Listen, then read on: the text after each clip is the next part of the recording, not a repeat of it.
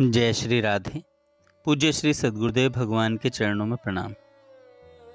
साधक ने कहा, पहले बहुत नाम जप होता था, अब नहीं हो पाता। मैं बहुत निराश हूँ।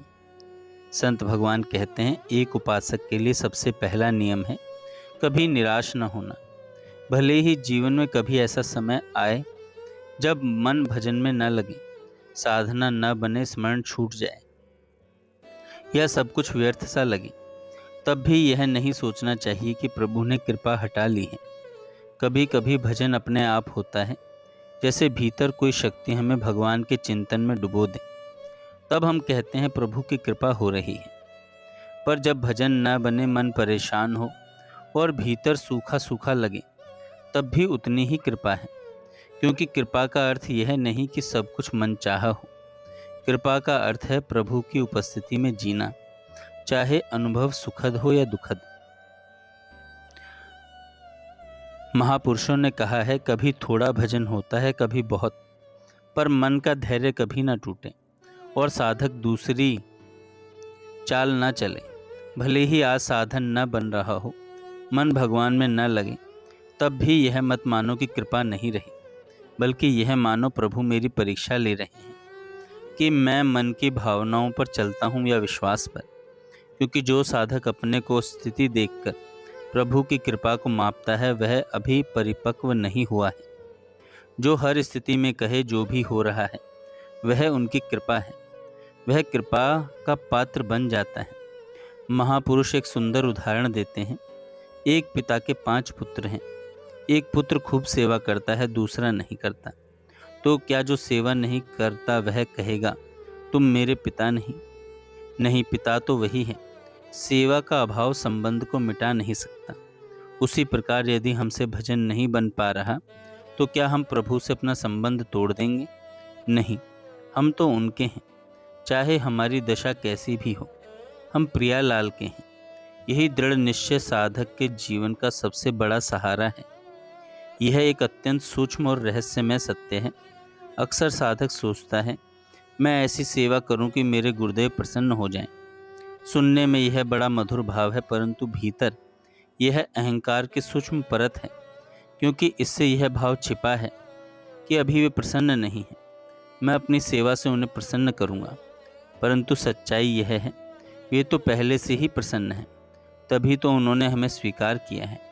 हमारी सेवा, हमारा भजन उनके लिए नहीं, हमारी शुद्धि के लिए है। वह साधन इसलिए है कि मन क्रियाशील बना रहे और गलत कर्मों में ना जाए।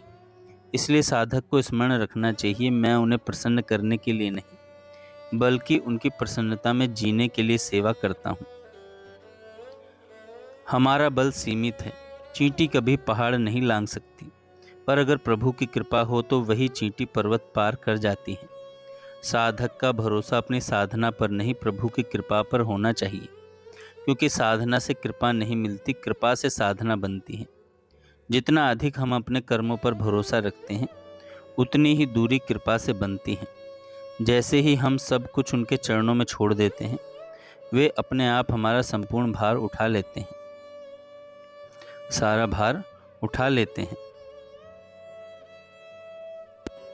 संत भगवान कहते हैं, जब साधक का मन प्रभु में स्थिर हो जाता है, माया की आखिरी चाल है संदेह पैदा करना इष्ट या गुरु के प्रति। देखो, उन्होंने तुम्हारी सेवा स्वीकार नहीं की, देखो उन्होंने दूसरों को आगे बढ़ाया। ऐसा विचार माया के सबसे खतरनाक रूप है। इसलिए साधक को इस स्थिति में अपने मन को फटकारना चाहिए। अरे संसार जो मेरा नहीं है, उसे तो अपना बना देखता है, और जो मेरा सदा सदा का है, उसे तो पराया बता रहा है।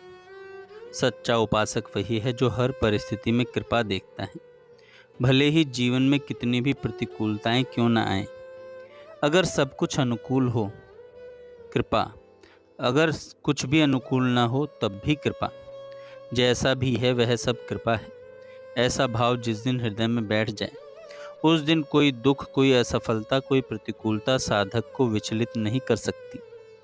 प्रभु का नित्य सानिध्य केवल प्रकट रूप में नहीं, चिंतन में है। जो निरंतर स्मरण रखता है, वह सदा उनके निकट है।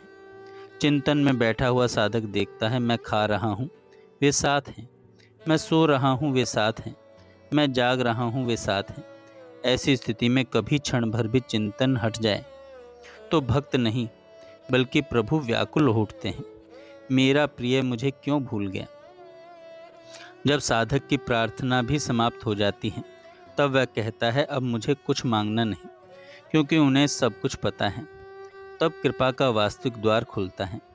उस समय भक्त का जीवन एक ही अनुभव से भर जाता है, सब तरफ कृपा ही कृपा, मैं कृपा में डूबा हूँ।